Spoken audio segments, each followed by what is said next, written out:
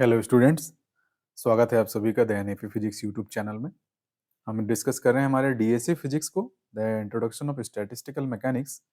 जो बच्चे फिजिक्स के इस स्टैटिस्टिक्स के पेपर को इलेक्ट करके पढ़ते हैं, उसके एक एग्जाम ओरिएंटेड क्लासेस में ये आज हमारा फाइनल क्लास है। इस पर्टिकुलर डीएससी पेपर के लिए हमारे इम्पोर्टेंट टॉपिक के कलेक्शन में से ये हमारा लास्ट क्लास है, जिसमें लगभग यूनिट नंबर 4 का सबसे महत्वपूर्ण टॉपिक, जिसका टाइटल फर्मी डिराक स्टैटिस्टिक्स या फिर फर्मी डिराक डिस्ट्रीब्यूशन लॉ है, वो आज कवर होगा और इसका एक एप्लीकेशन हम लोग देखेंगे। इससे पहले के सारे यूनिट्स के लगभग जितने भी मोस्ट प्रोबेबल टॉपिक्स हैं वो हम लोगों ने अपने पिछले 4 क्लासेस में कर लिए हैं, और ये उसी सीरीज में आज 5वें नंबर का क्लास और लास्ट क्लास है। ठीक है, तो चलिए हम अपने स्टैटिस्टिक्स के इस कंसेप्ट को लेते हुए आगे बढ़ते हैं और फर्मी डिराक डिस्ट्रीब्यूशन लॉ या फर्मी डिराक स्टैटिस्टिक्स को स्टार्ट करते हैं कि ये किस तरह से होता है। आपको बेसिक इंट्रोडक्शन बोसॉन्स और फर्मियंस का पहले ही मिल चुका है कि फर्मियंस हम किसे कहेंगे जी, जो हाफ इंटीजर पार्टिकल्स होते हैं जिनका स्पिन जो है फ्रैक्शन के फॉर्म में होता है, 1/2 -1/2 3/2, मतलब जितने भी हमारे एलिमेंट्री पार्टिकल्स हैं और जितने भी हमारे एटम्स के पार्टिकल्स हैं, मतलब उसके कंपोनेंट, कहने का मतलब इलेक्ट्रॉन, प्रोटॉन, न्यूट्रॉन, ये सब फर्मियंस है। और इसके साथ साथ जो हमारे क्वार्क्स हैं, क्वार्क्स कहने का मतलब है कि प्रोटॉन और न्यूट्रॉन भी जिससे मिलके बनते हैं छोटे पार्टिकल, और उन सब पे भी फर्मी डिराक डिस्ट्रीब्यूशन लॉ लागू होता है। तो सबसे पहले हम लोगों ने पढ़ा था बोस आइंस्टाइन स्टैटिस्टिक्स। इससे पहले सबसे स्टार्टिंग में हमने मैक्सवेल बोल्ट्जमैन स्टैटिस्टिक्स को पढ़ा है, जिसके लिए distribution function Boltzmann canonical law के थ्रू आया था। तो Boltzmann canonical law classical physics का थ्योरी है, क्लासिकल सिद्धांत है, जब हम पार्टिकल्स में भेद कर सकते हैं उस स्थिति में है। उसके बाद जब आगे बढ़े, जब हम पार्टिकल्स में विभेद नहीं कर सकते थे, तब हमने बोस आइंस्टाइन स्टैटिस्टिक्स पढ़ा ऐसे पार्टिकल्स के लिए जिनका स्पिन इंटीजर नंबर होता है, फ्रैक्शन नहीं होता। 0 1 2 3 4 5 कंप्लीट नंबर, उसको कहते हैं हम लोग बोसॉन्स। तो पिछले क्लास तक हम लोगों ने उसके बारे में पढ़ा, और फोटोन के एप्लीकेशन, जिसको ब्लैक बॉडी रेडिएशन कहते हैं, उसके बारे में एप्लीकेशन प्लांक के रेडिएशन लॉ के थ्रू आपने जाना उसमें। अब आगे वैसे पार्टिकल जो हाफ इंटीजर स्पिन में रहते हैं, उनके लिए एक नया टाइप का पाउली एक्सक्लूजन प्रिंसिपल के आधार पे भाई, कि किसी एक टाइप का एनर्जी स्टेट पे सिर्फ एक ही पार्टिकल रहते हैं, दो सेम क्वांटम नंबर वाले पार्टिकल सेम एनर्जी लेवल्स पे नहीं रह सकते, ये पाउली का एक्सक्लूजन प्रिंसिपल कहता है। तो इस आधार पे फर्मी और डिराक ने मिलकर फर्मी डिस्ट्रीब्यूशन लॉ या फर्मी डिराक स्टैटिस्टिक्स लॉ को दिया, जिसके आधार पे पार्टिकल्स विभिन्न ऊर्जा अवस्थाओं पे अपने स्थान को प्राप्त करते हैं। तो ये एक तरह का स्टैटिस्टिक्स लॉ है विभिन्न विशेष परिस्थितियों के अकॉर्डिंग। तो फर्मी डिराक ने पाउली एक्सक्लूजन प्रिंसिपल सिद्धांत के आधार पर हाफ स्पिन फ्रैक्शन स्पिन कणों हेतु इस नियम को दिया। ठीक, इसका मूल आधार क्या है? पाउली का एक्सक्लूजन सिद्धांत। ठीक है, मूल अभिग्रहित क्या है इस पर्टिकुलर फर्मी डिराक स्टैटिस्टिक्स का? मेन मेन मेन पॉइंट्स क्या है? तो भाई सबसे पहले अभेद्यता तो है कणों की, हम पहचान नहीं सकते, मतलब कोई भेद आप नहीं कर सकते। दूसरा, कण पाउली के नियम का पालन करते हैं, जिसके अनुसार प्रति सेल में केवल एक कण स्थान ले सकता है एनर्जी वाइज। इस हेतु आवश्यक है कि ऊर्जा स्तरों की संख्या कणों की संख्या की तुलना में बहुत अधिक मात्रा में उपलब्ध हो। क्योंकि अब पहले हम लोग बोस आइंस्टाइन स्टैटिस्टिक्स में ये बोलते थे कि नंबर ऑफ पार्टिकल एक एनर्जी स्टेट पे रह सकते हैं, 20 50 40 100 कितने भी एक ही एनर्जी स्टेट पे रह सकते हैं। उसी के आधार पे आपने बोस आइंस्टाइन कंडेंसेशन भी जाना है, जब ग्राउंड स्टेट पे बहुत सारे पार्टिकल्स इकट्ठा हो जाते हैं। लेकिन फर्मियंस जो होते हैं वो एक एनर्जी लेवल पे एक के कंसेप्ट को फॉलो करते हैं, मतलब हम एक ही एनर्जी लेवल्स पे और बहुत सारे पार्टिकल्स नहीं रख सकते। तो ये तभी पॉसिबल है जब हमारे पास एनर्जी लेवल्स या सेल्स की संख्या बहुत ज्यादा हो as compared to number of particle. ठीक, पार्टिकल्स ऊपर नीचे होते हैं, लेकिन उसके कंपेयर्स में हमारे पास पर्याप्त मात्रा में उनके लिए सेल्स या घर होने चाहिए। ठीक, इस प्रकार कुल विभिन्न तरीकों की संख्या जिसमें हम जी आई ऊर्जा स्तरों में एन आई कणों को डिस्ट्रीब्यूट करेंगे। तो कैसे डिस्ट्रीब्यूट होगा जी? मान लीजिए पहले सेल में एक कण रखा गया, ठीक, तो अब बचा कितना? जी आई -1 बचा। फिर दूसरा कण उसमें रखा गया, तो अब कितना बचा, जी माइनस में से, जी में से 2 हटा दीजिए, उतना सेल खाली बचा। फिर वो वाला पार्टिकल भी रखा गया, तो अब कितना खाली बचा, तो जी माइनस 3 पार्टिकल बचा। वैसे करते करते जी माइनस एन माइनस 1 आपके पास जगह इस तरह से डिस्ट्रीब्यूशन फैलेगा। तो इसको एक वितरण के फॉर्म में लिखने के लिए g factorial divide by g minus n factorial, मतलब हमेशा इतना कम होते चले जाएगा, जगह जो है भरते चले जाएगा। तो ये उसका डिस्ट्रीब्यूशन हुआ कि जी एनर्जी स्टेट्स अपने आप में इतने फैक्टोरियल के अकॉर्डिंग डिस्ट्रीब्यूट हो सकते हैं, और जो उनके बचे हुए सेल्स हैं वो इस फ्लो के अकॉर्डिंग इनमें से इसको चुनना है। तो ये हमारे लिए वो विभिन्न तरीके हैं जिसके अकॉर्डिंग हम जी स्टेट्स में एन कणों को वितरित करेंगे। ठीक, तो ये कंसेप्ट हो गया। अब इसी पे हम लोग सिंपल तरीके से प्रोबेबिलिटी निकालेंगे या फिर वर्क निकालेंगे, जिसको सॉरी प्रोबेबिलिटी निकालेंगे। इस प्रकार विभिन्न और पहचाने जाने वाले योग्य तरीकों की कुल संख्या, तो फेवरेबल तरीका आपका टोटल डिस्टिंग्विशेबल वे, तो टोटल फेवरेबल तरीका क्या था जो ऊपर आपने डिफाइन किया इक्वेशन ये वाला, इसको टोटल नंबर ऑफ आप पार्टिकल से डिवाइड आउट कर दीजिए। यहाँ देखिए एन ऑफ फैक्टोरियल से, तो आपको फेवरेबल प्रोबेबिलिटी मिल जाएगी। ऊपर जो मिला था वो नंबर ऑफ वे था, तरीका था, और प्रोबेबिलिटी ज्ञात करने के लिए फेवरेबल चीज को टोटल नंबर ऑफ पार्टिकल से डिवाइड कर देंगे। तो फेवरेबल इतना था, उसमें ये वाला पार्टिकल हमने डिवाइड कर दिया। ठीक, अब सिंपल है। इस प्रकार विभिन्न सूक्ष्म स्तरों की ऊष्मागतिकी प्रायिकता होगी। तो 1 2 3 करते हुए यही आपकी विभिन्न प्रोबेबिलिटी डिफाइन करेगा। तो भाई 1 है तो 1 के फॉर्म में, 2 है तो 2 के फॉर्म में, जी और जी के विभिन्न फॉर्म में यही एक्सप्रेशन आपका चीजों को एक्सपैंड आउट करेगा। तो हमको पता है कि जब माइक्रो स्टेट्स मल्टीप्लिकेशन फॉर्म में होता है तो हमें एक समेशन, मल्टीप्लिकेशन का समेशन यूज करते हैं, जिसका नोटेशन कुछ इस तरह से है, पाई जैसा, बड़े पाई के हैं या 2 लाइन में ऐसा हम लोग लिख देते हैं। ये पर्टिकुलर चीज दिखाता है मल्टीप्लिकेशन के समेशन को। जस्ट इससे पहले वाले बोस आइंस्टाइन में भी हमने किया है। तो ये ith लेवल पे इस एक्सप्रेशन को ऐसे लिख लेंगे हम, W is equal to total number of way या प्रोबेबिलिटी आप कहिए। ठीक, तो equation number main is your main equation. इसको आगे सिंप्लीफाई करने के लिए हम लोग क्या किस चीज का यूज करते हैं जी, लॉग का यूज करते हैं। पहले भी मैंने किया है ये काम स्टूडेंट्स में, बोल्ट्जमैन कैनोनिकल लॉ से करते आ रहा हूँ ना। तो जिसने बोल्ट्जमैन कैनोनिकल लॉ पढ़ा, मैंने उस समय भी बोल दिया था कि आपका 50% काम आपने फर्मी डिरॉक का या बोस आइंस्टाइन का वहां पे कर लिया। तो अगर आप वहां पे उस चीज को डन कर लिए हैं तो आपके लिए मैथमेटिकल टूल कोई बहुत खास हैवी चीज नहीं है। यही चीज हम रिपीट करते हैं और वही लंगराज की विधि यूज करते हैं हर बार कांस्टेंट मल्टीप्लिकेशन की। तो सिंपल है, यहाँ पे मेरे को लॉग लेना है, तो लॉग जैसे ही लूंगा तो ये मल्टीप्लिकेशन का जो सम है वो एडिशन के सम में कन्वर्ट हो जाएगा, और डिवाइड और इनटू और माइनस के लॉग के कंसेप्ट जैसे लगते हैं वैसे लगेंगे। ठीक है, तो चलिए मोस्ट प्रोबेबल माइक्रो स्टेट ज्ञात करने के लिए हम क्या करते हैं, उस पर्टिकुलर समीकरण के दोनों पक्षों में लॉग ले लिए। तो इस तरफ लॉग डब्ल्यू जो मल्टीप्लिकेशन का सम था वो समेशन के सम में कन्वर्ट हुआ। लॉग का कंसेप्ट मैंने आपको पहले ही बताया है, लॉग मल्टीप्लिकेशन की चीजों में लगता है तो प्लस बन जाता है, प्लस की चीजों में लगता है तो मल्टीप्लाई बन जाता है। ठीक है, तो ये टर्म आपको लॉग जी आई, ऊपर में जी आई था, नीचे एन आई, और एन आई माइनस 1 फैक्टोरियल था, तो सब में डिवाइड बाय और इनटू के कंसेप्ट से, प्लस के कंसेप्ट से ये लगा। ठीक है, अब चूंकि हम लोग जानते हैं कि जी आई एन आई बहुत सारे नंबर हैं, एन आई भी 10⁻23 पार्टिकल है, और हम फर्मी डिरॉक स्टैटिस्टिक्स में ये बोल रहे हैं कि उससे भी ज्यादा तो सेल्स हैं हमारे पास, एनर्जी के स्टेट्स हैं। तो चूंकि एन आई और जे आई बहुत बड़े बड़े मात्रा में है, इसलिए हम उसको छोटे फॉर्म में लेने के लिए स्टर्लिंग के सूत्र को यूज करते हैं। पहले भी यूज कर चुके हैं कि log x factorial is equal to this much. तो उस चीज को यहाँ पे अप्लाई कर दीजिए, यहाँ पे और यहाँ पर। ठीक, तो मैं बहुत ज्यादा एक्सप्लेन नहीं कर रहा हूँ, क्योंकि ये चीज मैं कई बार रिपीट कर चुका हूँ पिछले क्लास में, और आपने पिछला वीडियो देखा है, तो आप भी इसको बहुत ज्यादा वो मत लीजिए। मेथड यहाँ पे यही फॉलो होगा। तो भाई ये वाला टर्म ऐसे एक्सपैंड हो गया, ये वाला इस तरह से और ये वाला इस तरह से। अब थोड़ा सा सिंप्लीफाई होके जो चीज़ें कटती हैं घटती हैं, तो ये एन वाला टर्म यहाँ से कट जाएगा और ये जी वाला टर्म यहाँ से कट जाएगा। तो जो बचता है उसे हमने ऐसे लिख दिया, इक्वेशन नंबर 2 हो गया। ठीक, सिंपली। अब इस इक्वेशन नंबर 2 में मोस्ट प्रोबेबल माइक्रो स्टेट आप निकाल रहे हैं, मतलब मैथमेटिक्स का मैक्सिमा और मिनिमा का कंसेप्ट आप याद रखिएगा। मैक्सिमा और मिनिमा के लिए हमको एक बार डिफरेंशिएट करके इक्वेशन को जीरो के इक्वेट करना पड़ता है उस पर्टिकुलर पॉइंट को ढूंढने के लिए जहां पे फंक्शन की वैल्यू मैक्सिमम होती है। तो भाई यहाँ पे मैं मैक्सिमम ढूंढ रहा हूँ, है ना। तो इस पर्टिकुलर एक्सप्रेशन में इक्वेशन नंबर 2 में जो जी आई है वो फिक्स है, उसमें वेरिएशन नहीं होता।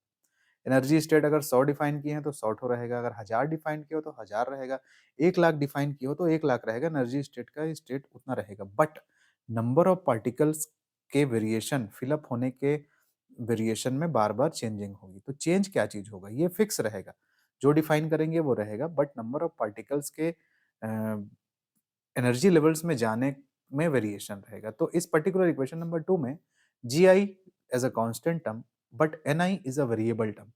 मतलब जब हम इस पर्टिकुलर फंक्शन या इक्वेशन का डिफरेंशिएट करेंगे तो एन आई के रिस्पेक्ट में होगा और जी आई वाले टर्म जो सिंगल हैं वो 0 हो जाएंगे, है ना? मतलब हम इस समीकरण 2 का दोनों पक्षों का अवकलन करते हैं, ठीक? तो अवकलन के लिए कंप्लीट ऑपरेटर अब नहीं लगाते हैं, हम लोग सिर्फ डी लेटर का यूज़ करते हैं। तो ये डी लॉग डब्ल्यू और इधर देख लीजिए आपका ये वाला टर्म तो 0 हो जाएगा क्योंकि इसे आपने वेरिएशन में नहीं माना है। इसका क्या होगा जी? ये सॉरी ni एक छूट गया है स्टूडेंट, ध्यान दीजिएगा log ni है। तो 2 फलनों का गुणनफल ni वैसे ही रहेगा log ni का 1/ni प्लस log ni वैसे ही रहेगा ni का dni। तो देखिए यहाँ पे ऐसे आएगा, ये देखिए ये वाला माइनस 1 1 ये log ni का 1/ni और ni था तो dni, फिर log ni वैसी है और ni का dni। सिमिलरली अगले पद का भी इस तरह से आएगा और एन आई का जहां जहां होगा डी एन आई ऑपरेटर टर्म आएगा, ठीक? तो फिर डिफरेंशिएट आफ्टर आपने करने के बाद ये टर्म कटेंगे स्टूडेंट्स, ये वाले ऐसे कटेंगे।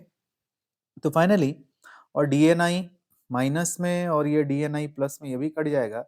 तो इन दोनों में से कॉमन आप नहीं, हाँ ये तो कैंसिल आउट हो गया है, जो बचा है हाँ ये वाला टर्म बचा है, ये वाला और एक ये वाला टर्म बचा है। तो इन दोनों में डी एन आई कॉमन है तो ये बाहर लिख दिए हमने। एक ये वाला लॉग वाला टर्म और एक यहाँ वाला लॉग वाला टर्म ऐसे लिख दिए। अब अधिकतम ऊष्मागति की प्रायिकता हेतु मैं बोला ना मैथमेटिक्स में हम मैक्सिमा की ओर जा रहे हैं, तो डिफरेंशियल की वैल्यू को 0 के इक्वेट करेंगे। मतलब D log omega is equal to 0, मतलब समीकरण नंबर 3 से इस पर्टिकुलर क्वांटिटी की वैल्यू को 0 के इक्वेट करना है। मतलब ये पर्टिकुलर थिंग 0 के बराबर हो गया। अब आप यहाँ पे log m माइनस एन लग गया। थोड़ा सा और सिंप्लीफाई करने के लिए इसको अगर आप स्विच आउट करेंगे, पलट देंगे तो ये माइनस हो जाएगा पावर, इसको ऊपर पलट के ऊपर नीचे करेंगे तो, और पावर लॉग यहाँ माइनस बनाएगा और जो कि सामने चले जाएगा लॉग की प्रॉपर्टी की वजह से, तो ये माइनस यहाँ पर है। तो फाइनली अगले स्टेप में माइनस भी 0 हो गया, आपको कुछ एक्सप्रेशन इस तरह से मिलेगा summation i is equal to 1 to k log N i upon g i minus N i D N I is equal to 0। और जो कि d N I is equal to 0 already हम डिफाइंड कर चुके हैं, डिफाइंड है। साथ ही निकाय को निम्न दो स्थितियों को भी संतुष्ट करना है, मतलब समीकरण नंबर 3 जो आया है वो तो है, और ये चीज भी रिपीटेड चीज है। ये भी दो चीजों को फंडामेंटल ऑफ स्टैटिस्टिकल मैकेनिक्स के पोस्टुलेट्स हैं कि उसमें दो और स्थितियों को हम लेके चलते हैं भाई, कि क्या कि नंबर ऑफ पार्टिकल कांस्टेंट हो, मतलब डिफरेंशियल ऑफ पार्टिकल कांस्टेंट क्या होगा? 0 होगा। क्या कहलाता है? कंजर्वेशन ऑफ पार्टिकल कहलाता है। और एक चीज हम लोग जानते हैं कि निकाय की टोटल ऊर्जा नियत होनी चाहिए, मतलब E is equal to N I I is constant, मतलब डिफरेंशियल ऑफ एनर्जी मतलब summation E I D N I is equal to 0, conservation of energy होता है। तो equation number 3, equation number 4, equation number 5 एक दूसरे से बिल्कुल स्वतंत्र हैं, बट सिस्टम के कंबाइंड इफेक्ट को स्टडी करने के लिए इन तीनों को एक साथ संतुष्ट होना पड़ेगा, और एक साथ संतुष्ट करने के लिए हम तीन विभिन्न एक दूसरे पे अनिर्भर होने वाले समीकरणों को एक साथ लेके आना चाह रहे हैं। तो लंगराज ने जो विधि दी है कांस्टेंट मल्टीप्लिकेशन की, उसका हम लोग यूज करेंगे। मैं जस्ट पहले वाले क्लास में भी यही चीज रिपीट कर चुका हूँ, जिन्होंने देखा है उनके लिए ये वर्क बहुत हल्का लग रहा होगा, है ना? तो फिर हम क्या करेंगे, इक्वेशन नंबर 4 में हम मल्टीप्लिकेशन कर देंगे अल्फा का, इक्वेशन नंबर 5 में मल्टीप्लिकेशन हम लोग कर देंगे बीटा का, और जोड़ देंगे समीकरण नंबर 3 के साथ। तो वही थ्योरी यहाँ पे लिखा है, ये वाला देखिए, ये आप रीड करिएगा। साम्य अवस्था में एक साथ लाने के लिए लंगराज के नियतांक विधि का यूज करेंगे, ठीक है? तो फाइनली आपको कुछ इस तरीके से मिलेगा, कॉमन आफ्टर कॉमन निकालने के बाद, ठीक, तीनों एक्सप्रेशन को जोड़ने के बाद डीएनआई कॉमन निकालने के बाद, तो फाइनली ये वाला टर्म डीएनआई तो 0 मल्टीप्लाई दे रहा है, मतलब ये टर्म भी 0 के इक्वेट होगा। तो log N I G N I minus N I alpha plus beta E I is equal to 0। ये लॉग ये वाले टर्म को पहले पक्षांतर करके इधर लेके जाएंगे और लॉग उसके इधर आएगा पावर में, तो ये ई टू दी पावर बन जाएगा, ये दोनों टर्म इधर आके माइनस होंगे। अब मुझे निकालना है नंबर ऑफ माइक्रो स्टेट, मतलब एनआई की वैल्यू ढूंढ रहा हूँ मैं, एनआई की, ठीक है। तो उसके लिए इस एक्सप्रेशन को अलट पलट के आप सेट करिए, इसको फिर से एक बार रिवर्स आउट कर देंगे तो पावर पॉजिटिव हो गया। फिर ये एनआई इसके भी बटे में है भाई, इसके भी बटे में है, तो ये हो गया। 1 को इधर लेके चले गए तो ये हो गया, और एनआई निकालना है तो फिर एक बार पलट दिए, तो finally you get this kind of expression कि n i is equal to ji i upon E to the power alpha alpha plus beta E i plus 1।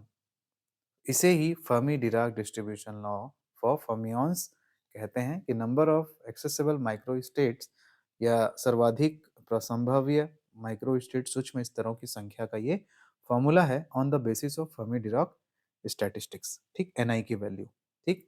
फिर आप इसमें आगे चल के बीटा की वैल्यू 1 अपॉन केबीटी होती है, ये सब हम पुट कर सकते हैं, है ना। ये सब मैंने एक्सप्लेन किया है कि कैसे बीटा 1 अपॉन केबीटी आता है, उसके ध्यान नहीं देना, आप याद करके चलेंगे, है ना। तो फाइनली थोड़ा-सा इसके फ्रैक्शन को आगे पीछे करके कांस्टेंट को आगे करके और बीटा की वैल्यू पुट करके इस एक्सप्रेशन को आप ऐसा भी लिख सकते हैं। But this is the main function, ये वाला, और ये तो एक फॉर्म पे है। तो ये रहा मेन इक्वेशन किसका, फर्मी-डिराक स्टैटिस्टिक्स का। अच्छा, इसका एनर्जी वितरण फलन कैसे होता है जी? एनर्जी डिस्ट्रीब्यूशन फंक्शन कैसे होता है? एफईआई जिससे डिनोट करते हैं, एनआई को जीआई से आप डिवाइड कर दीजिए। तो इस एक्सप्रेशन में पर्टिकुलर जीआई क्या है, कट जाएगा। तो ये एफईआई करके लिखते हैं, इसको हम लोग बोलते हैं एनर्जी डिस्ट्रीब्यूशन फंक्शन। अब कंटीन्यूअस स्थिति में, कंटीन्यूअस एनर्जी की स्थिति में कि एक एनर्जी लेवल ये है, कि ये है, कि ये है, ऐसे करके कि भाई ई से ई प्लस, ये वाला ई से ये वाला ई प्लस डी ई तक, अगर मुझे कितने नंबर ऑफ माइक्रो स्टेट्स हैं या नंबर ऑफ पार्टिकल्स वो सब निकालने हैं फर्मी डिराक स्टैटिस्टिक्स के अकॉर्डिंग, तो उसे फिर मैं N E D F E G D के फॉर्म में रिप्रेजेंट करता हूँ। एन ई डी, जहाँ जी डी जो है ऊर्जा स्तर ई से ई प्लस डी के मध्य सूक्ष्म स्तरों की संख्या होती है। तो फिर इसको एक एग्जाम्पल के लिए हम एनईडी को, अगर दो energy state E2 E plus DE के बीच आप निकालना चाहते हैं तो ऐसे आप लिखेंगे, ठीक। मे बी आपका देखिए मेन फंक्शन हो सकता है आपसे पूछा जाए कि फर्मी डिराक स्टैटिस्टिक्स के अकॉर्डिंग सर्वाधिक प्रासंगिक माइक्रो स्टेट्स या सूक्ष्म स्तरों की संख्या के लिए सूत्र निकालिए, तो यहाँ तक कंप्लीट है, यहाँ तक कंप्लीट है आपका आंसर, है ना। मैं आपको ये एडिशनल कुछ चीजें हमारे एप्लीकेशन पोर्शन में जो हेल्प करेंगी उसके लिए बता रहा हूँ, ठीक है। अब चूंकि हम लोग जानते हैं कि एक आदर्श गैस जिसका एक फ्री पार्टिकल हो, तो फ्री पार्टिकल के number of accessible micro states हम लोग कैलकुलेट किए हैं स्टूडेंट पिछले क्लास में। मे बी पहले या दूसरे वीडियो में मैंने डिटेल में बताया आपको कि ये वाला टर्म आता कहाँ से है। एक एक टर्म को गिनते हैं हम लोग, है ना, ऑसिलेशन के अकॉर्डिंग। तो हमें पता है कि एक सिंगल पार्टिकल्स के लिए जीडी इतना होता है। तो सिंगल पार्टिकल के लिए फिर फर्मी डिराक डिस्ट्रीब्यूशन फंक्शन क्या होगा, सिंपल है।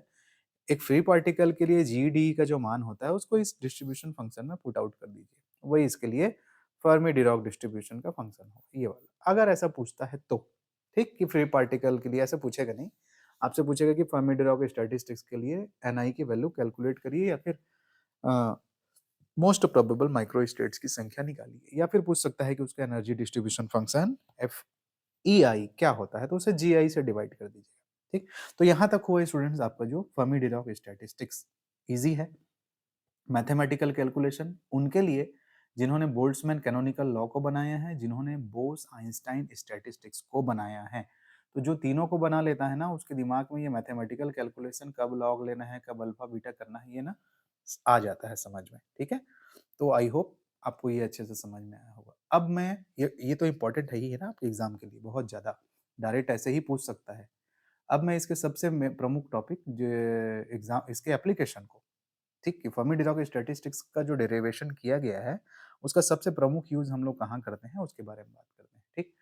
बोस आइंस्टाइन स्टैटिस्टिक्स और फर्मी डिराक स्टैटिस्टिक्स में क्या फर्क है या क्या अलग है, उसे आप थोड़ा सा समझ लीजिए कि भाई कुछ चीजें आपको ओरली याद रहना चाहिए।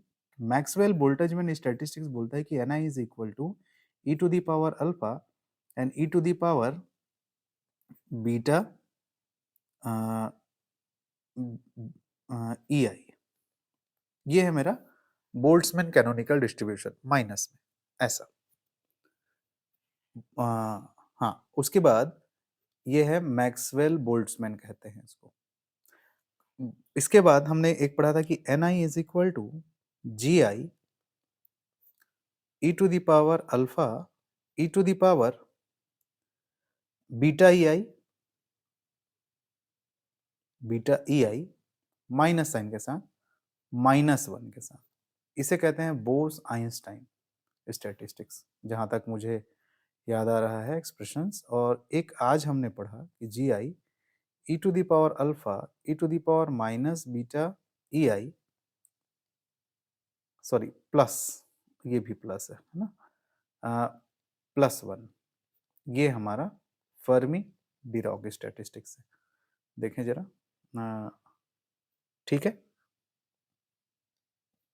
ये वाला, ये एक्सप्रेशन देखिए, ठीक है। तो फर्मी डिरॉक और बोस आइंस्टाइन में फर्क सिर्फ इतने का है कि बोस आइंस्टाइन में यहाँ पे माइनस आता है और फर्मी डिरॉक में ये क्या आता है, प्लस आता है। और मैक्सवेल बोल्ट्जमैन का तो सिंपल सा कंसेप्ट है, वो सिंपल एक्सप्रेशन है।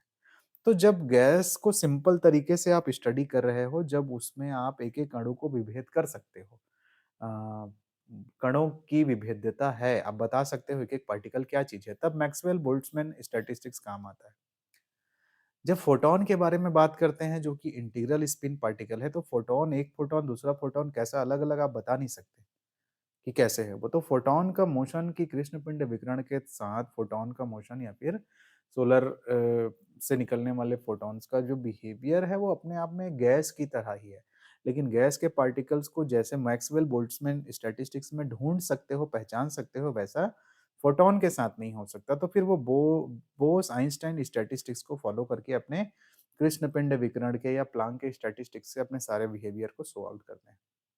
अब फर्मी डिरॉक स्टैटिस्टिक्स के अकॉर्डिंग, फर्मी डिरॉक स्टैटिस्टिक्स का सबसे प्रमुख एप्लीकेशन है धातुओं में मुक्त इलेक्ट्रॉन का सिद्धांत का फर्मी डिरॉक सांख्यिकी द्वारा व्याख्या। मतलब धातुओं में मुक्त इलेक्ट्रॉन कहने का क्या तात्पर्य है?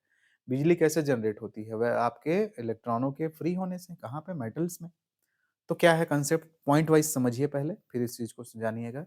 धातुओं में परमाणु के संयोजी इलेक्ट्रॉन मतलब जो वैलेंस बैंड में है, ठीक, मतलब सबसे अंतिम ऊर्जा स्तर में बंधे हुए इलेक्ट्रॉन धातु के अंदर गति करने के लिए ठीक उसी प्रकार स्वतंत्र होते हैं जिस प्रकार किसी गैस के अणु स्वतंत्र रूप से गति करते हैं। मतलब जो लास्ट ऑर्बिट्स का इलेक्ट्रॉन है, वो कहीं से ऊर्जा पाके अपने लास्ट ऑर्बिट को छोड़ देता है और फिर वो फ्री रूप से गति करता है। तो फ्री रूप से गति करता है तो उसकी दिशा में या विपरीत दिशा में आपको अल्टरनेटिव करंट या करंट इलेक्ट्रिसिटी जो भी प्रोड्यूस होकर मिलता है।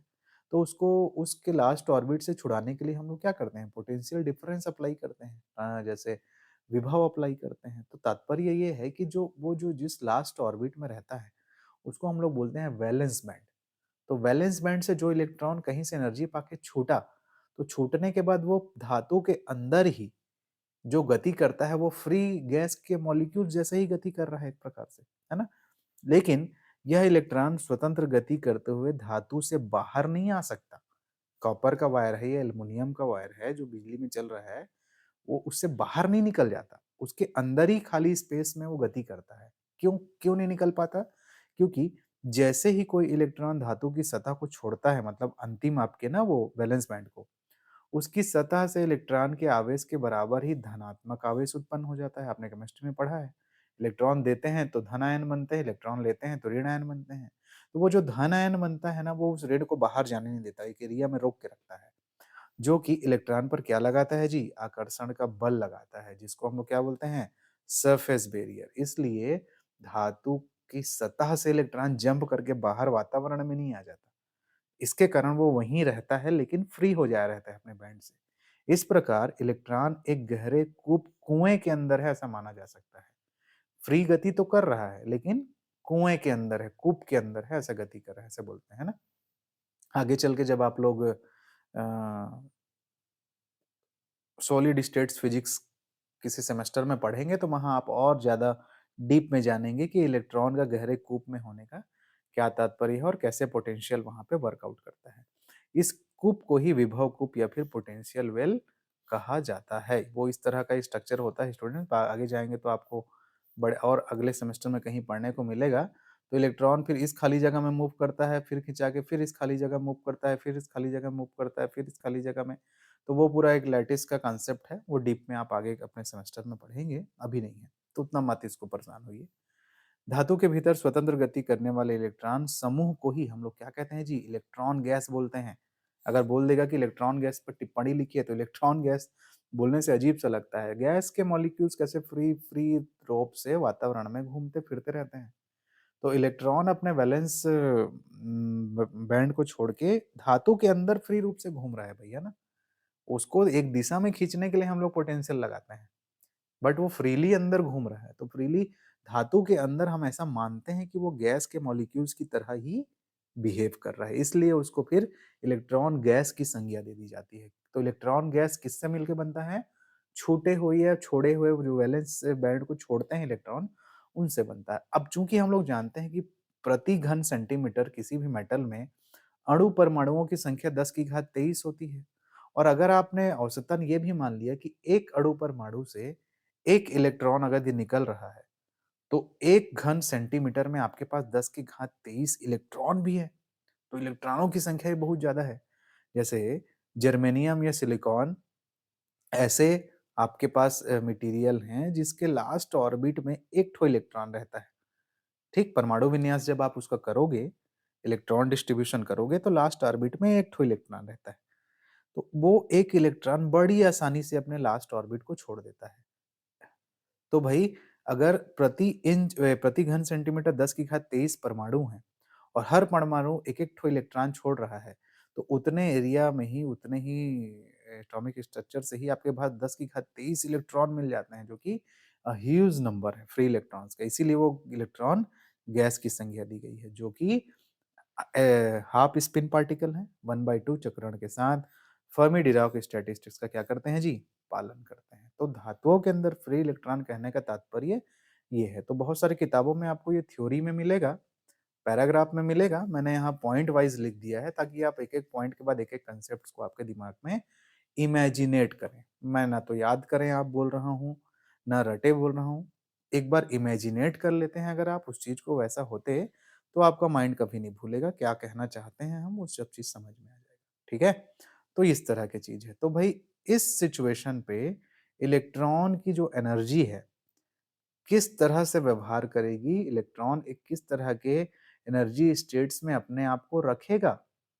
भाई स्टैटिस्टिक्स का तात्पर्य तो वही है ना।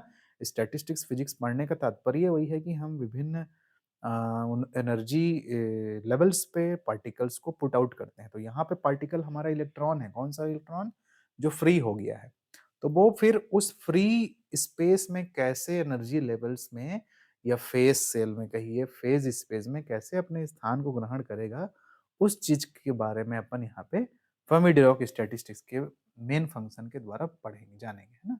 तो भाई देखिए कैसे उस चीज को जानेंगे, बहुत इंपॉर्टेंट है ये, एग्जाम में डेफिनेटली आएगा ही, है ना। तो देखिए फर्मी डिराक स्टैटिस्टिक्स के अकॉर्डिंग हम जानते हैं कि ई आई ऊर्जा की IV ऊर्जा अवस्था में इलेक्ट्रॉनों की संख्या कैसे दी जाती है जी?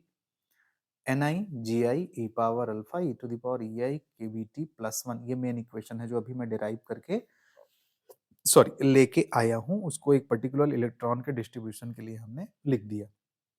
अब यदि यहाँ पर अल्फा कांस्टेंट की जगह एक कांस्टेंट वैल्यू अपन पुट करें, ठीक, कि अल्फा की जगह हम लोग E माइनस ई एफ बटे के टी रखते हैं, अर्थात निकाय के ताप के संगत ई एफ एक नियतांक है जिसका डायमेंशन वही है जो के टी का है। मतलब के टी का जो डायमेंशन है वही डायमेंशन ई एफ का है। मतलब ऊपर नीचे दोनों का सेम डायमेंशन है तो कट जाएगा। तो finally alpha is equal to constant ही मिलेगा, क्योंकि कांस्टेंट तो विमाहीन राशि होती है।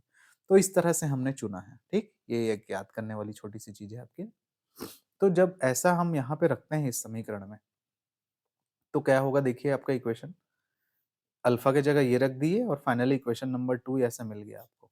तो ये जो इक्वेशन नंबर 2 बन के आया उसी को एफ ऑफ ई या फर्मी फलन कहा जाता है। फर्मी फलन हमने कह दिया। आगे आप जब अपने क्लासेस में जाएंगे तो ई एफ के बारे में डिटेल में जानेंगे कि ये ई एफ होता क्या है, और इसका एक एक टर्म के बारे में डिटेल में एक बहुत बड़ा एक्सप्रेशन आता है। वो अभी आप मत पढ़िएगा उस तरह से, अगर किसी किताब में आपको मिलता भी है तो इस सेमेस्टर के अकॉर्डिंग उसमें परेशान मत होइएगा। आपको ऐसे एक्सप्लेन करना है फ्री इलेक्ट्रॉन के कंसेप्ट को मेन फर्मी के फॉर्मूले से ही। सिंपल आपको एक जो की पॉइंट याद करना है कि alpha is equal to minus E F बटे के टी हम चुन लेते हैं, जहाँ ई एफ को ही फर्मी ऊर्जा बोलते हैं और ये जो फलन बना रहे हैं उसको फर्मी फलन बोलते हैं। इस पर डिस्कशन करना है सिर्फ अपन को, है ना। डिटेल में आप सॉलिड स्टेट फिजिक्स के आगे किसी सेमेस्टर में पढ़ेंगे। चलिए तो आगे ये क्वेश्चन नंबर 2 कन्वर्ट हुआ जिसमें हमने डिफाइन किया एक फंक्शन जिसको फर्मी फलन बोलते हैं कुछ इस तरह से, ये वाला ऐसा। अब कुछ स्थितियों पे विचार करते हैं जहां एफ ऑफ ई को फर्मी फलन कहा जाता है। हम किसी भी अवस्था के लिए विभिन्न ऊर्जाओं के संगत फर्मी फलन के विभिन्न मान हम लोग क्या कर सकते हैं जी, प्राप्त कर सकते हैं, है ना, इस पर्टिकुलर एक्सप्रेशन से। इस पे डिस्कशन के लिए इमेजिनेशन करिएगा, थोड़ा सा समझिएगा। अब यदि सिचुएशन परम शून्य ताप पर है, टेम्परेचर कहाँ है, परम शून्य ताप पर, और यदि ई आई छोटा है ई एफ से, इस पर्टिकुलर एक्सप्रेशन को लगातार देखिएगा, ई आई छोटा है ई एफ से, तो ये वाला क्वांटिटी माइनस मिलेगा, मतलब E to the power minus कुछ क्वांटिटी, और बटे में परम शून्य ताप है मतलब टी के जगह जीरो, तो माइनस में कुछ क्वांटिटी बटे में जीरो मतलब माइनस इन्फिनिटी, एक बटे जीरो मतलब इन्फिनिटी, और माइनस में क्वांटिटी मिल रही है तो वो माइनस बाहर है तो माइनस इन्फिनिटी। तो फाइनली ये वाला क्वांटिटी है आपका 1 upon E to the power minus infinity plus 1 is equal to, और चूंकि e to the power minus infinity is zero, तो finally f of e function of Fermi sorry energy का जो फंक्शन है, ठीक, फर्मी फंक्शन जो है ये वाला एफ ऑफ ई जिसको फर्मी फलन हम लोग बोलते हैं, वो कितना मिलेगा, वैल्यू 1 मिलेगा। दूसरा अगला कंडीशन, यदि अभी परम शून्य ताप है और ई आई बड़ा है ई एफ से, इलेक्ट्रॉनों की एनर्जी बड़ी है फर्मी एनर्जी लेवल से, ठीक, मतलब ई टू दी पावर ये पॉजिटिव में आएगा और 1 अपॉन टी जीरो है मतलब infinity, E to power infinity, और ई पावर इन्फिनिटी इन्फिनिटी होता है स्टूडेंट, तो F of is equal to 1 upon infinity, तो फाइनली क्या मिलेगा, जीरो मिलेगा। अब इसके कंक्लूजन पे आते हैं, देखिए क्या बोल रहा है, स्पष्ट है कि परम शून्य ताप पर E बराबर जीरो से E बराबर EF तक सभी संभव ऊर्जा अवस्थाएं इलेक्ट्रॉन द्वारा भरी होंगी, 1 मिल रहा है, और EF से अगर थोड़ा सा भी अधिक एनर्जी हुआ, देखिए ये EF से ज्यादा है, ऊर्जा वाली समस्त अवस्थाएं क्या होंगी, खाली होंगी, function of E is equal to आपको जीरो मिल रहा है, मतलब EF मुक्त इलेक्ट्रॉनों की अधिकतम ऊर्जा है। तो देखिए इज इक्वल टू EF तक 1 तक आपका ये पॉइंट भरा हुआ है जीरो केल्विन पे, और जैसे ही ये फर्मी एनर्जी से ज्यादा होती है इलेक्ट्रॉनों की एनर्जी, तो वो अवस्थाएं खाली होती हैं। तो ये जीरो केल्विन पे एक बिहेवियर आपने यहाँ पे शॉर्ट में लिख दिया, ऐसे ही लिख के आना, बहुत सारे थ्योरी और फॉर्मूले में परेशान नहीं होना। अब दूसरे कंडीशन पे जाते हैं, जब हम जीरो लेवल पे नहीं है, तो फिर से वही फॉर्मूला लिखना है, केवल आपको ये फॉर्मूला लेके चलना है स्टूडेंट्स ना, ये वाला, ये हमने फिर लिख दिया।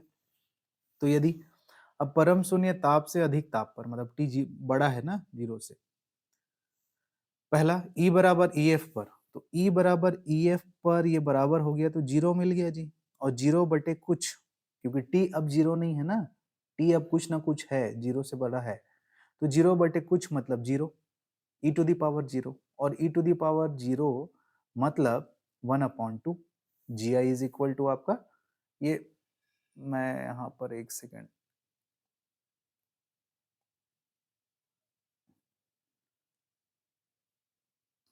जी आई की वैल्यू हम यहाँ से शुरू कर रहे हैं स्टूडेंट, कहाँ गया जी हमारा, ये वाली ना, जी आई हम हटा के भी ले सकते हैं, कंफ्यूज मत होइएगा। तो फाइनली जी आई की वैल्यू यहाँ पर हम इसको देख रहे हैं, इस वाले वैल्यू को, तो फिर 1 upon E to the power zero, क्योंकि जीरो किसकी वजह से, इसके बराबर की जीरो की वजह से, कुछ ना कुछ है, तो जीरो 1 अपॉन समथिंग कुछ, भाई इनटू में है यहाँ पे जी आई, ऐसा मत समझना, लेकिन वैल्यू कितनी आ रही है 1/2, एफ ऑफ ई की वैल्यू कितनी आ रही है 1/2, वो एक और फॉर्मूला है, उससे आप कंफ्यूज मत होइएगा ना, वो नंबर ऑफ एन आई की वैल्यू हम जो निकाल रहे हैं एफ ऑफ ई, मेरे ख्याल से मैं स्टार्टिंग में लिखने में मैंने इस चीज़ को मिस कर दिया है, आपको यहाँ से फिर से मैं बता देता हूँ, ताकि आप कंफ्यूज ना हो भाई ना। ये देखिए मैंने ये वाला एक्सप्रेशन लिख दिया है, वो फर्मी के फॉर्मूले को सॉल्व करते समय आप इसको ध्यान रखिएगा कि जब जब भी हम लोग एफ ऑफ ई आई लिखते हैं तो उसमें ऊपर में जी आई नहीं आता है ना, ये जी आई नहीं आता भाई ना, एन आई से वो जी आई कट चुका होता है, तो 1 अपॉन होता है, तो यहाँ पे जो एक्सप्रेशन में आ रहा है उसको आप ध्यान रखिएगा, कहाँ पर, ये वाला, ये एन आई है, एक्चुअल में हमें ये एन आई है जिसको एफ ऑफ ई बोल रहे हैं, तो एफ ऑफ ई बोलने के लिए ये जी ऑफ आई यहाँ आ जाएगा आपको, N i upon g I, then finally इसको एफ ऑफ ई बोलोगे, ये यहाँ आ चुका है ना, ठीक, तो कंफ्यूज मत होइएगा ना, इस एक्सप्रेशन में जो क्यों जी आई आ रहा है वो हट क्यों नहीं रहा है ऐसे। ठीक, ये नहीं है यहाँ पर, ये 1 है ना, ये मिस्टेक है यहाँ पे, थोड़ा सा इस चीज को समझिएगा, कंफ्यूज नहीं होएगा। ठीक है, ओके, तो यहाँ पर ये 1 है। ठीक है, हाँ, अब देखिए तो 1/2। अब देखिए स्टूडेंट, यदि ई आई छोटा है ई एफ से, जो इलेक्ट्रॉन है, जो पार्टिकल है, उसकी एनर्जी कम है किससे, फर्मी एनर्जी से। तो यहाँ पे अगर ये छोटा है, ये बड़ा है, तो E to the power minus में कुछ quantity, E to the power minus में कुछ क्वांटिटी और 1/kT, तो कुछ क्वांटिटी आएगी माइनस में, ठीक, ये वाली। ई एफ बड़ा है यदि, तो फर्मी फलन का मान 1/2 से अधिक होगा। जैसे जैसे ई का मान शून्य की ओर बढ़ेगा, ई आई का मान, एफ ऑफ ई का मान 1 की ओर बढ़ने लगेगा। तो देखिए ये वाला मान यदि नेगेटिव है यहाँ पर फर्मी फलन का मान 1/2 से अधिक हो जाएगा। ठीक, ई एफ की वैल्यू के अकॉर्डिंग यहाँ वैल्यू पुट करोगे जी, कुछ ना कुछ वैल्यू है यहाँ पर। ठीक, तो कुछ ना कुछ मान आएगा, तो 1/2 से कुछ ना कुछ बड़ा पॉजिटिव नेगेटिव जो भी आएगा वैल्यू आएगा, तो फिर 1/2 से बढ़ रहा है उसका मान, ऐसा कहना है। तो जैसे जैसे ई आई का मान 0 होगा, ये 0 हो जाएगा, तो एफ ऑफ ई का मान 1 की ओर बढ़ने लगेगा। दूसरा, ई आई यदि बड़ा है ई एफ से, तो यहाँ पर देखिए ई आई बड़ा है ई एफ से, तो तब फर्मी फलन का मान 1/2 से कम होगा।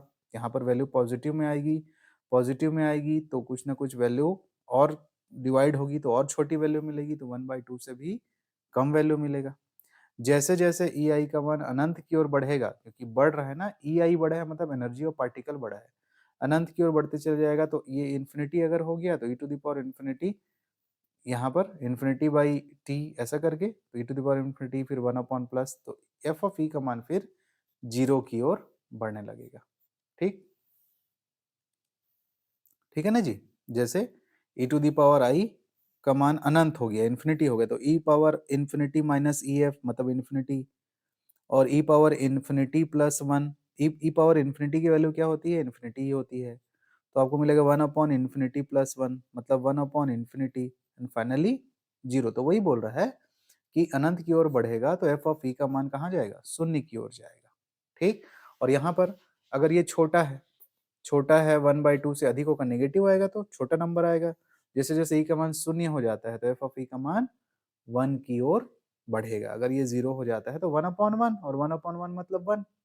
ठीक, तो इस प्रकार अब एक प्रैक्टिकल कंडीशन ये है कि भाई 0 केल्विन तो हम प्राप्त नहीं कर सकते कभी, प्रैक्टिकली कहाँ प्राप्त कर सकते हैं, तो असंभव है। अतः फर्मी ऊर्जा ही वह उच्चतम ऊर्जा है जहां तक सभी ऊर्जा स्तर के इलेक्ट्रॉन क्या होते हैं जी, भरे होते हैं। मतलब वो जो बेसिक हम मान के चल रहे हैं कि जो फर्मी एनर्जी है, वही इलेक्ट्रॉनों के द्वारा अधिकतम भरी हुई अवस्था है, तथा इस ऊर्जा अवस्था तक इलेक्ट्रॉनों की संख्या धातुओं में उपस्थित कुल इलेक्ट्रॉनों की संख्या की कितनी होती है, आधी होती है।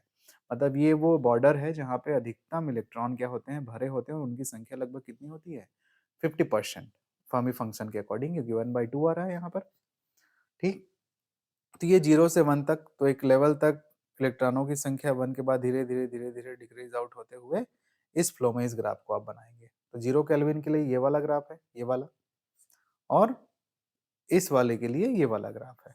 ठीक, तो ये रहा, यहीं तक आपको इसी तरह पॉइंट वाइज लिख के आना है। बड़े मैथमेटिकल डेरिवेशन किसी किताब में अगर आपको मिल रहे हैं तो वैसा नहीं लिखना है, आपके लिए बहुत लेंदी हो जाएगा। तो धातुओं में मुक्त इलेक्ट्रॉन सिद्धांत की फर्मी डिराक सांख्यिकी द्वारा व्याख्या करना है, तो ऐसे पॉइंट वाइज ये इंट्रोडक्शन लिखेंगे, और फिर इसी पर्टिकुलर फंक्शन को आप डिफाइन करके अल्फा के जगह -EF/kT करके एक फर्मी फंक्शन डिफाइन करेंगे, जो कि इस तरह से होगा, ये वाला। और इस पर्टिकुलर फर्मी फंक्शन को 0 केल्विन के लिए, और फिर उसको अपने, हाँ, टी ग्रेटर देन 0 केल्विन के लिए कंडीशंस को आप निकाल के ला दीजिएगा। बहुत ही ईजी है, मैथमेटिकल रिजल्ट्स हैं, और ये दोनों ग्राफ बना दीजिएगा, तो आपके एक भी मार्क्स नहीं कटेंगे, पूरे पूरे अच्छे मार्क्स आपको इसमें मिलने वाला है। तो ये बहुत इंपॉर्टेंट एक कंक्लूजन है, ये रिजल्ट है किसका, फर्मी डिरॉक स्टैटिस्टिक्स का। तो हम अभी तक हम लोगों ने फर्मी डिरॉक स्टैटिस्टिक्स देख लिया, फर्मी डिरॉक स्टैटिस्टिक्स का एक महत्वपूर्ण एप्लीकेशन देख लिया। ठीक, अब मैं तीनों प्रकार के स्टैटिस्टिक्स का एक कंक्लूजन 1 मिनट में आपको बता रहा हूँ, फिर इस वीडियो को एंड करेंगे हम लोग। ये देखिए, कभी कभी परीक्षा में पूछता है कि कब के स्थिति में तीनों प्रकार के स्टैटिस्टिक्स एक जैसे हो जाते हैं। तो ये है स्टूडेंट्स बोल्ट्जमैन कैनोनिकल डिस्ट्रीब्यूशन या इसी को मैक्सवेल बोल्ट्जमैन स्टैटिस्टिक्स भी बोलते हैं। ये वाला है हमारा बोस आइंस्टाइन स्टैटिस्टिक्स, ये वाला जो पिछले क्लास में हम लोगों ने डिराइव करके निकाल के लेके आए थे। और ये वाला स्टूडेंट जो आज हम लोगों ने निकाल के लेके आए जिसको फर्मी डिराक स्टैटिस्टिक्स बोलते हैं। यहाँ से यदि मैं जी आई एन आई की वैल्यू निकालना चाहूँ तो ये मिलेगा। यहाँ से यदि मैं जी आई एन आई निकालना चाहूँ तो पलटूंगा, फिर -1 को इधर लेके जाऊंगा तो ऐसा कुछ करके ऐसा लिखूंगा। यहाँ से यदि मैं जी आई एन आई -1, 1 उधर जाएगा तो -1 करके लिखूंगा तो ऐसा मिलेगा। तो ये पक्ष तीनों बराबर हैं। कब की कंडीशन में? तो यदि जी आई बहुत ज्यादा है एन आई से, मतलब ऊर्जा स्तरों की संख्या बहुत ज्यादा है as compared to number of particle, या फिर जी आई बटे एन आई भी एक से बहुत बहुत बहुत बड़ा है ना। तो ऊर्जा स्तरों की संख्या, ये अनुपात यदि बहुत बड़ा है, बहुत सारे ऊर्जा स्तर हैं और बहुत सारे पार्टिकल हैं, तो उसमें से एक घटा देना या एक जोड़ देना इसका कोई महत्व नहीं है। तो भाई ऐसी स्थिति में हम इस पर्टिकुलर एक्सप्रेशन को इसके बराबर ही मान लेंगे। एक से जोड़ना एक घटाने से कोई फर्क नहीं पड़ता। तो फिर हम एक को क्या मान सकते हैं जी? नगण्य मान सकते हैं। तो ये तीनों एक्सप्रेशन फिर आपस में क्या हो जाएंगे? बराबर हो जाएंगे। मतलब जब गैस होते हैं, गैस के मॉलिक्यूल्स जब होते हैं, बहुत सारे होते हैं, अनंत लेवल के होते हैं और उन सबको अलग-अलग डिफाइन हम लोग कर सकते हैं, तो बहुत सारे एनर्जी लेवल होते हैं। तो उस कंडीशन में मैक्सवेल बोल्ट्जमैन सांख्यिकी, फर्मी डिराक स्टैटिस्टिक्स और बोस आइंस्टाइन स्टैटिस्टिक्स तीनों आपस में एक जैसे व्यवहार करते हैं सामान्य गैसों की स्थिति के लिए। ठीक? कुछ विशेष परिस्थितियों के फिजिक्स ही ऐसे हैं जिनके लिए हमें बोस आइंस्टाइन और फर्मी डिराक स्टैटिस्टिक्स की जरूरत पड़ती है। मतलब यदि बहुत ज्यादा नंबर पार्टिकल है और गैस की तरह बिहेव कर रहे हैं तो मैक्सवेल बोल्ट्जमैन स्टैटिस्टिक्स से या बोल्ट्जमैन कैनोनिकल लॉ के डिस्ट्रीब्यूशन से काम चल जाएगा। बट यदि फोटॉन्स की बात कर रहे हैं आप, स्पेशल केस में रेडिएशन की बात कर रहे हैं, तो फिर बोस आइंस्टाइन स्टैटिस्टिक्स के बारे में जानना पड़ेगा। यदि आप इलेक्ट्रॉन के अंदर फ्री इलेक्ट्रॉन कैसे मेटल में मूव करता है और कैसे इलेक्ट्रिसिटी जनरेट होने में वो अपना योगदान देता है, उसके बहुत ही ब्रीफ तरीके से उसके डिटेल इन्वेस्टिगेशन करना चाहते हैं, जानकारी उसके बारे में आप पढ़ना चाहते हैं, तो फिर फर्मी डिराक स्टैटिस्टिक्स इस चीज को फॉलो करके बताता है। तो इस पर्टिकुलर पेपर के लिए इस यूनिट में स्टैटिस्टिक्स के तीनों बड़े सेक्शंस को हमने कंप्लीट किया। मैंने स्टूडेंट्स के डिमांड के अकॉर्डिंग ये DSE के पेपर जिसका title fundamental of statistical mechanics था, उस पे मैंने 5 क्लास आप लोगों के लिए बनाए हैं। ठीक, पांचों क्लास में बहुत ज़्यादा प्रोबेबल इंपॉर्टेंट टॉपिक्स के कलेक्शन को मैंने रखा हुआ है। उम्मीद करता हूँ कि आप लोगों को इससे हेल्प मिला होगा और इस जो वीडियो देख रहे हैं तो उससे आपकी थॉट्स और आइडियाज़ में कुछ बिल्टअप हुए होंगे फिजिक्स के लिए, क्योंकि आगे आने वाले सिलेबस, आगे आने वाले सेमेस्टर्स में भी आप इन सब का यूज़ करने वाले हैं। ये जो आप सीखते हैं उसकी और एडवांस लेवल की चीज़ें आपको आगे पढ़नी हैं। आगे आने वाले सेमेस्टर्स में आप डेफिनेटली इलेक्ट्रॉनिक्स पढ़ेंगे, डेफिनेटली सॉलिड स्टेट फिजिक्स पढ़ेंगे, डेफिनेटली न्यूक्लियर फिजिक्स पढ़ेंगे, क्वांटम मैकेनिक्स पढ़ेंगे। तो ये जो सीख रहे हैं आप स्टैटिस्टिक्स, वो छूटने वाला नहीं है, वहाँ पर भी आएगा। तो उस आधार पे चूंकि मैंने कंसेप्ट बिल्टअप करने की भी कोशिश की है ताकि हर स्टूडेंट अपने इमेजिनेशन पावर का यूज करके एक फिजिक्स को अपने आत्मसात करने का भी प्रयास करे, माइंड में फिट आउट करने का भी प्रयास करे। तो ठीक है स्टूडेंट, ये लास्ट क्लास रहा हमारे इस DSE फिजिक्स का। इसके इम्पोर्टेंट टॉपिक्स सारे हमने कैलकुलेट किए हुए हैं। ये अब कंबाइन नोट्स आपको ग्रुप में मिल जाएगा और आप सभी से रिक्वेस्ट है कि अच्छे से परफॉर्म करिए एग्ज़ाम में, कूल रहिए, कूल एंड काम रहिए, बहुत ही ध्यान से अपने पेपर को लिखिए। मेरी तरफ से आप सभी को ऑल द बेस्ट है। ठीक है, चलिए फिर मिलते हैं हम लोग आगे बहुत जल्द हमारे नए क्लास में और चीज़ों को देखते हुए। ठीक, थैंक यू।